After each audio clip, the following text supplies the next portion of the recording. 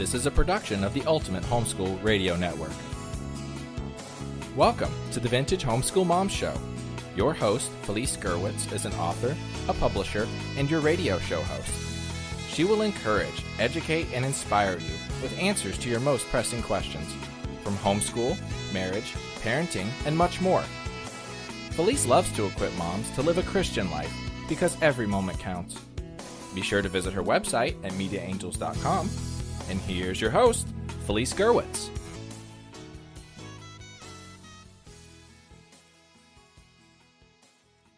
Hey everyone, and welcome. This is Felice Gerwitz with an episode of Vintage Homeschool Moms. Today we're going to be talking about faith and homeschooling.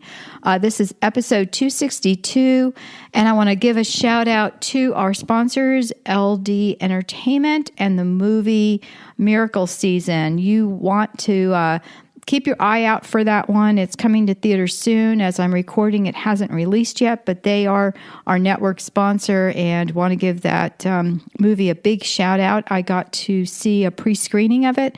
Absolutely loved it. Lots of things that you can share with your children, have them watch it, and have a discussion going. I did a movie review that is on episode 260 on Vintage Homeschool Moms, so you're going to want to check that out. And you can find all the show notes for all of the podcasts on vintagehomeschoolmoms.com. And today I'm going to be talking about faith and homeschooling, because I'm going to tell you that I did not start homeschooling because I was focused on the faith aspect of homeschooling. I homeschooled because I had a struggling learner who was struggling. And so that is why I started homeschooling. But the Lord always has amazing plans in our lives, whether we realize it or not. And so I really started focusing more on faith with the kids. I mean, it was always part of our curriculum.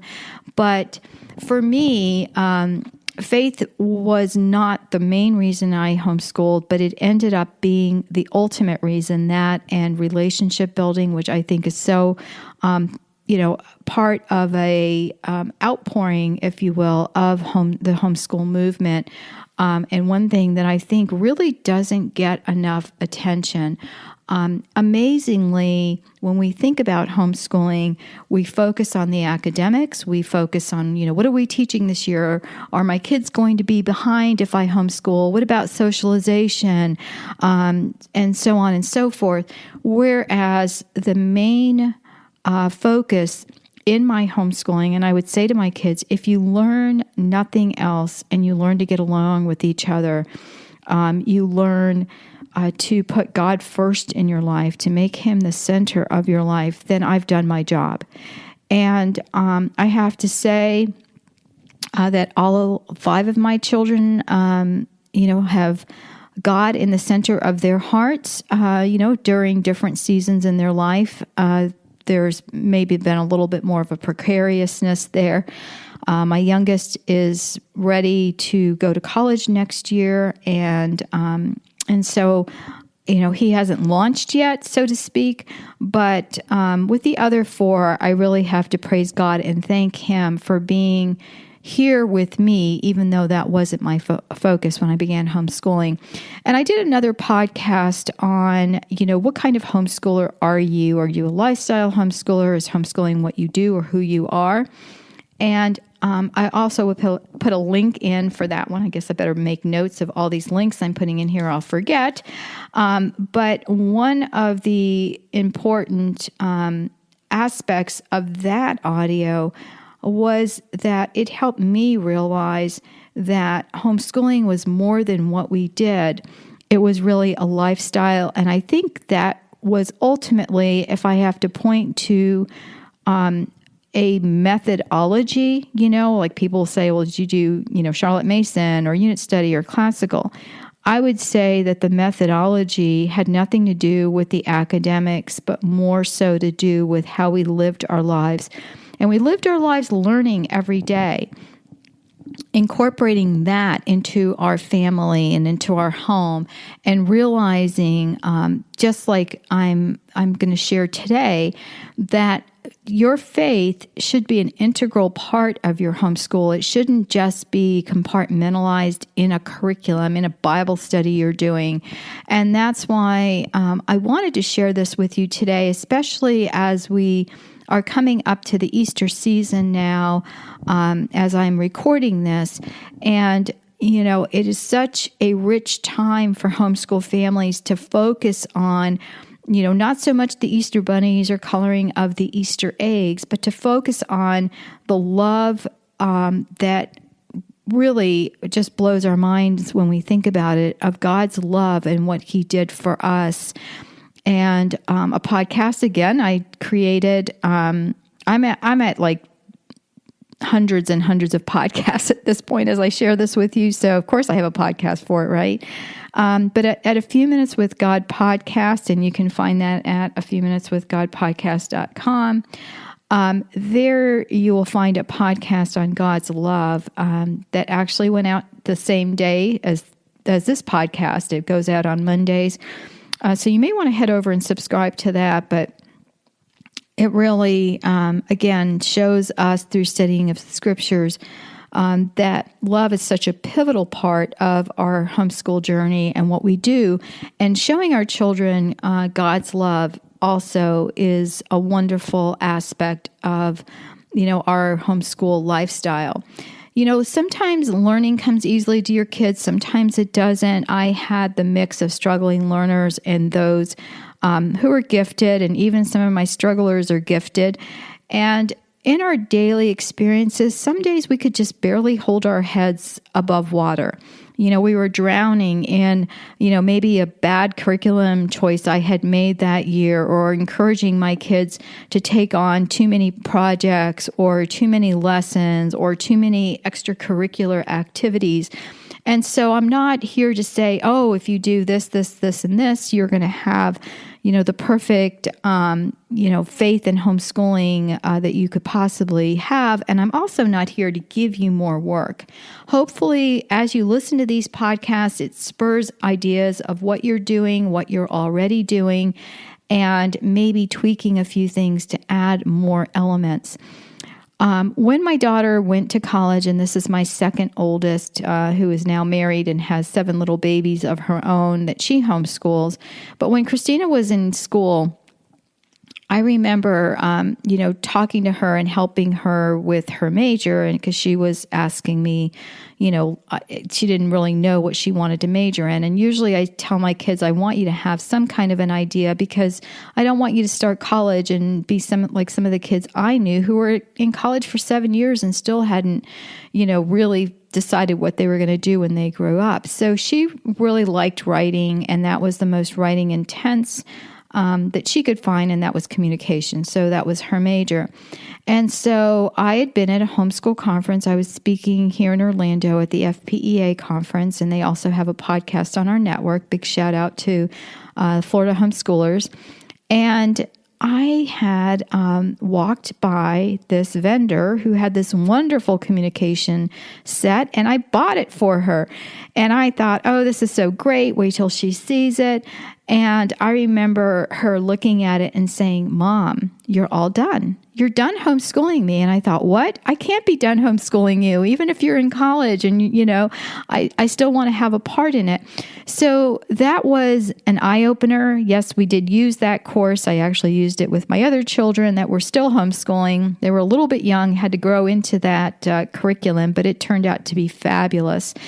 And I found that I wanted to continuously school them and micromanage. And, it really was overwhelming. So today I want to talk about how you can weave faith into your lives, into your homeschool day without, the heavy lifting, which means, oh, let's just go get another Bible study.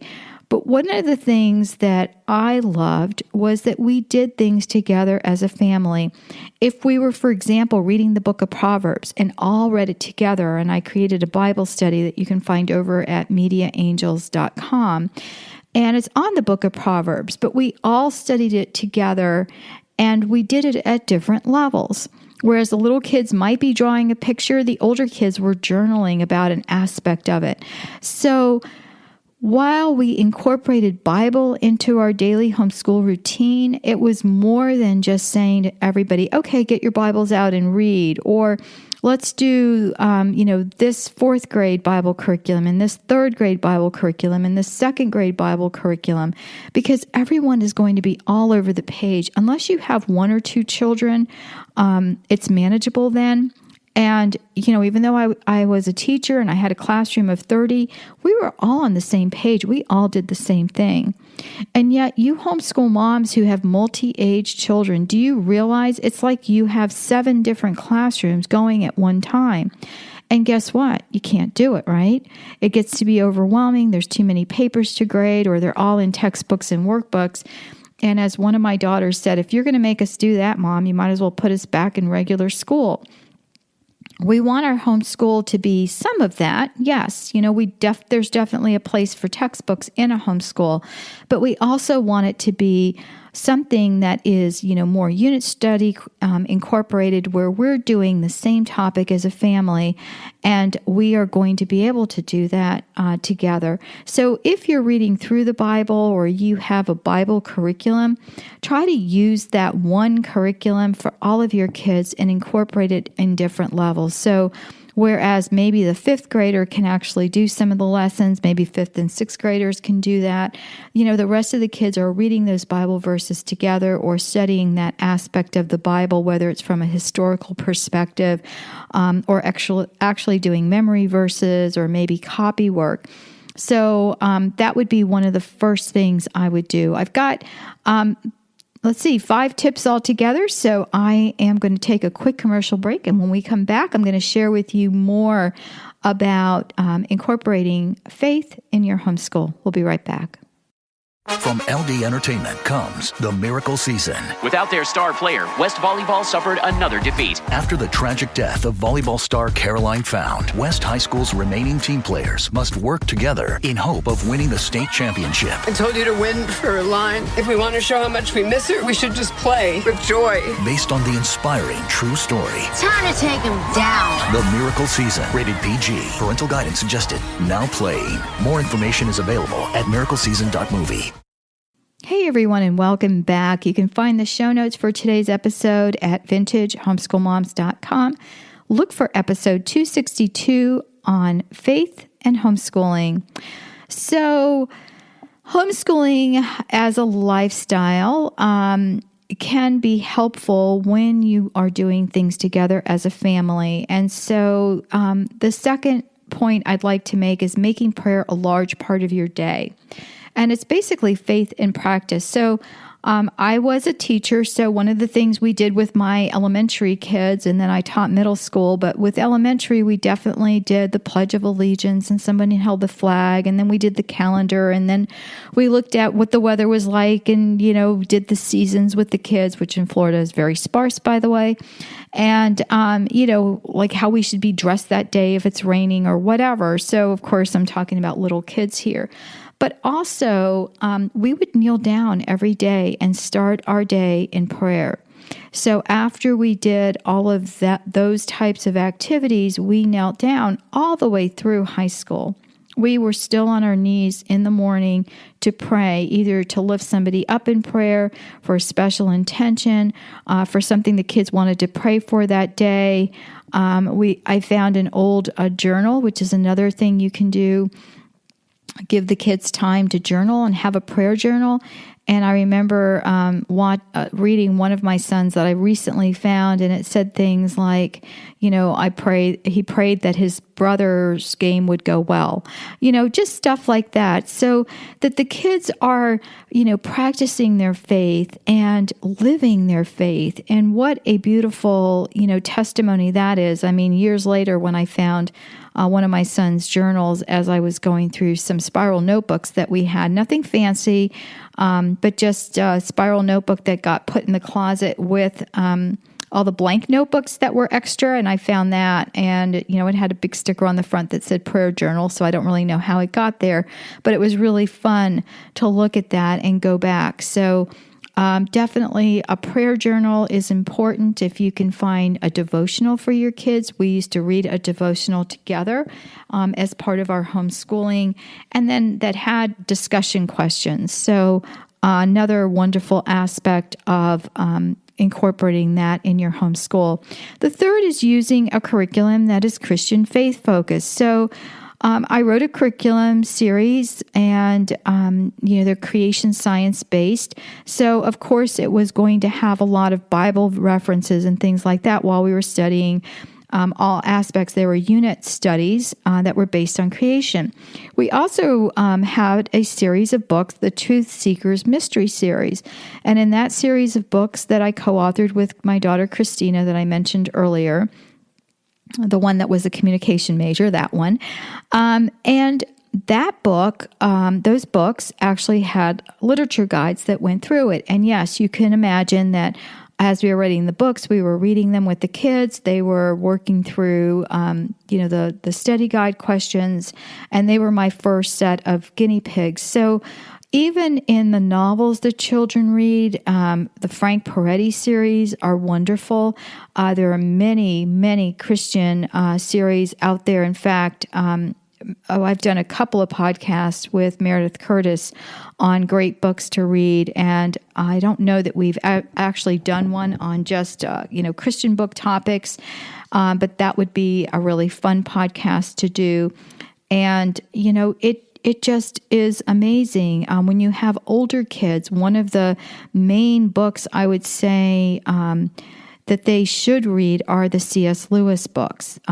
Again, wonderful, wonderful books. Screw Tape Letters should be one of the main books that anybody reads as a high schooler. Really is an eye-opener, will make you think about gossiping like that should never happen, which it shouldn't anyway. But if you read the Screw Tape Letters, you will realize how C.S. Lewis does it in a fictional account, how we can get off track in what we should be doing. So again, wonderful books that are out there. I'm going to add some more to the show notes on episode 262 on the site. Another is celebrate feast days. Make it part of your homeschooling curriculum. So what are feast days? Well, they are days that are either saints that have lived in the past, exemplary men and women, and yes, we are all called to be saints, as the scriptures say, so we're not elevating any of these people above the Lord. We know that salvation is only through Jesus Christ, but we also look at his servants, people that lived before and after exemplifying the Christian faith. And so all of my children have been named after someone in the Bible. Okay, so there are. If you get a calendar that has feast days on it, it will actually tell you, or you can Google that. But like St. Joseph's Day just passed. Well, who is Joseph? He was the foster father of Jesus, and so in the Italian tradition, we would make sfinges, and they were called Sfinge di San Giuseppe. And all these are these delicious puff donut balls that are made with the ricotta, and it's not ricotta for all of you non-Italians out there. But we would make these little donut puff balls since they were little, and to celebrate in St. Joseph's Day. And Nicholas Joseph is his middle name, so of course that is his feast day. And it was such a huge tradition. And of course, we did it this year. And I've got, a 22-year-old at home, a 17-year-old, and, my husband and my older son that are around. And of course, we made them, even though they're older, because guess what? It was St. Joseph's Day. So, and then when they're little, you're talking about who was Joseph? What did he do? How did he, protect Mary during the time, of after the birth of Jesus, when they had to escape into Egypt, and all of that, and how did he earn money to take care of the Holy Family, so you talk about all of these things, and it does make an impact, I'm telling you, because my adult kids are still wanting these, these sfinge. And you can look up that recipe. All right, I'm making myself another note here. I will give you that recipe, my own personal recipe for the sfinge on the podcast. And I cook them in unflavored coconut oil to try to make them healthier. Okay, and you can use organic flour and stuff like that. But you need to let them sit a little bit. We live in Florida, so we have to be careful that we don't let food sit out too long. But it's been really cool here, and so you have to let them sit out so that they do rise a little bit before you cook them. But they are absolutely delicious, and then you roll them in powdered sugar or in cinnamon sugar. Super yummy. But just, things like that. Whereas you can talk about the different people who lived their lives for Christ. You can read stories about them, and you can use that as part of your homeschool journey. And when I see my older kids still wanting to celebrate feast days, then I know that it was just a wonderful tradition that they absolutely loved. And the way we celebrated, besides studying about the person, was with food, which if any of you have boys or girls out there, with kids, food is such an important part. And just on a side note, my father, and probably why I celebrated the St. Joseph's Day, that was one of his favorite feast days of all times. And even though his name was Nick. And my dad died on St. Joseph's feast day. He died on March 19th, and we just passed the first anniversary. And I just want to, mention him because it's amazing how even in the little things, that God has an impact in our lives. Is it a coincidence that he died on that day?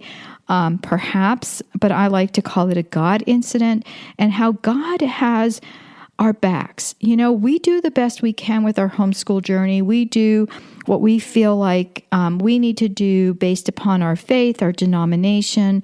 I think some of us are so busy putting down other denominations instead of focusing on our own. And, do what you want to do, with your family and focus on that. But for me, that was just another affirmation of God making an impact in my family, in our lives. Was it hard the day my dad died? Of course it was. But knowing that it was on the feast day of St. Joseph that he loved so much, it really, to me, was a little, hug, if you will, a spiritual hug from God to me, that it was okay that he had my dad and that he loved my dad as much and more than I did. So the fifth thing on here, moving on, and this again is from my parents, is visiting places that are notable and have some sort of a religious impact. So because I'm Italian and I visited Rome and Sicily, which is where my mother was born in Palermo, my father Messina, but we went to Rome, we went to Venice. Venice I don't remember as much as I do Rome, but with Rome, I went to the Vatican, I went through the Sistine Chapel, and, I was a kid at the time, a high schooler, and didn't perhaps it didn't impact me as much as it has thinking back. And we went a couple of times. My parents went many more times. But one of the things that they did was they brought home these beautiful books.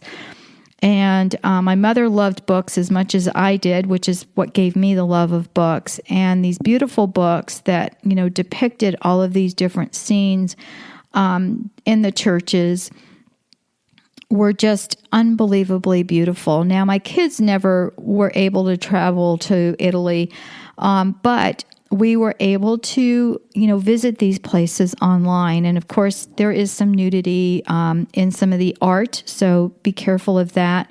But we did absolutely love it as kids. And so as we got older, that was something that we tried to do. St. Augustine in Florida is a beautiful place to go. There are some cemeteries there that were from some of the early settlers. There's a fort there, and there are some beautiful, beautiful churches. So, if you know of a church or of a beautiful shrine or somewhere like that where you can look at the art, and I want to just share with you a couple of things. One is, and I will tie it back to the churches, so bear with me. One is the teaching, when I was talking about, using Christian and faith-focused curriculum, I did write books that were based upon creation versus evolution. Not that I never taught my children about evolution, I did, but that creation was presented side by side. And I didn't, just say, oh, evolution is stupid and da-da-da-da-da. I went through and said, here's what evolution teaches. Here's what creationists teach. Let's look at both of them. And having worked with a creation scientist, having met many creation scientists, people who have spent their lives studying creationism, I can say in several PhDs that I know that there is some scientific basis to this. So when I taught my children, we taught with a creationist focus. I really think, friends, that is one of the reasons that I didn't have to worry about the relativism in college, and I didn't have to worry about my daughter who took anthropology classes. In fact, her minor is in anthropology, and that professor talking about, evolutionary tenets and talking about carbon-14 dating, because another little girl raised her hand and said, oh, but I wish, I went to an evangelical Christian school, and I wish my mother was here to debate you, whereas my daughter rose her hand and started talking about the half-life of the carbon-14 molecule and talking to him on a scientific basis, not knowing this poor professor that she had already written 2 novels with her mom on the creation versus evolution in the Truth Seekers Mystery Series. Novel number 1, The Missing Link Found, a little play on words there, was all about C14 and carbon-12 and so forth and so on. And so she could articulate it and discuss it with her professor, and that professor called her into his office, and she called me on her cell phone and said, please start praying. I'm already in trouble. We're in week 1. And I said, oh my gosh, what happened? And she said, I debated carbon-14 dating with my anthropology professor. And I said, I'm sorry, that was archaeology. And I said, okay. I said, I'm praying, call me when you're done. So school's super close, and she came home and afterwards, and she goes, well, that went well. And the professor said, you were right on the mark. And he even brought up another type of age dating, and she could talk to that as well. And he said, I just don't want to take up classroom time talking about all that. You are absolutely right. But if you want to discuss it, just come into my office. So while he shut her down in class, he did give her studies credibility, and she also was able to discuss it with other classmates who wanted to know more. In fact, we had a group of classmates from FGCU to my house, and Jill Whitlock, my co-author on the series, was able to lecture them several times on this. And also, as an end note, this professor came to her wedding. So not that, your kids can't go and articulate things correctly in college and not be shut down. Of course, this was an amazing professor who allowed her to articulate it, but also asked her not to do it in class, for which she respected him for that, but that didn't mean she couldn't talk about it outside of class. So where does that tie into churches and shrines? I'm coming to that. Years before, I had met a gentleman who had been brought up with evolutionary beliefs. His father was an evolutionist, really an agnostic, an atheistic agnostic. Both of them go hand. Well, there's differences between them, but let's just call him an atheist for this, without going into a whole long story. His grandfather had been a Baptist pastor, so somewhere along the line there had been a disconnect in faith.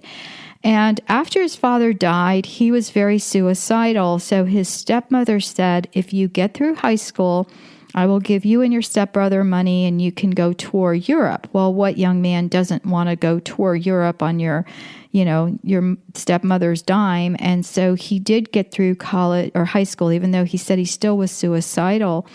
And, just really felt like he wasn't going to see his dad any longer and just really despondent.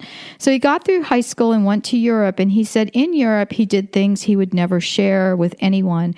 But he also shared that one of the things that changed his outlook on life were the churches, because everywhere he went, there were so many churches.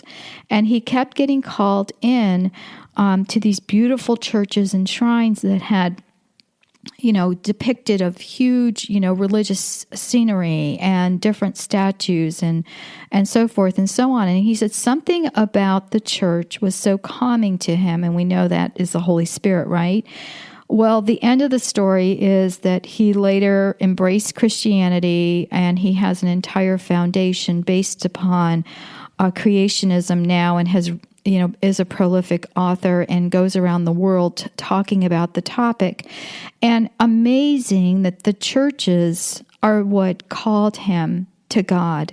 Just being able to sit in the quiet of the church and to just, be surrounded by years and years of faith that had gone before him.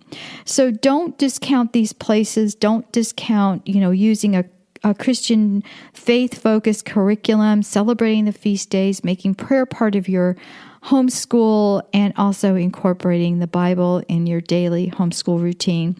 Well, I hope this hasn't been, got a little bit heavy here in different topics, but hopefully you have some takeaways from this podcast that you can use with your family. And I just pray that you enjoy and embrace your homeschooling, and please do not feel like, you haven't covered all the bases, because I'm going to tell you, we can't cover everything, but what we can do with our children is lead by example. If you want your children to read the Bible, all you have to do is have them wake up to see you reading the Bible, and you will be surprised that they'll start doing it as well. Everyone, take care. God bless. And find this podcast in the show notes on vintagehomeschoolmoms.com, episode 262, Faith in Homeschooling. Thanks for tuning in to the Vintage Homeschool Mom Show. Visit Felice at MediaAngels.com and thevintagehomeschoolmoms.com. Vintage Homeschool Moms is a production of the Ultimate Homeschool Radio Network.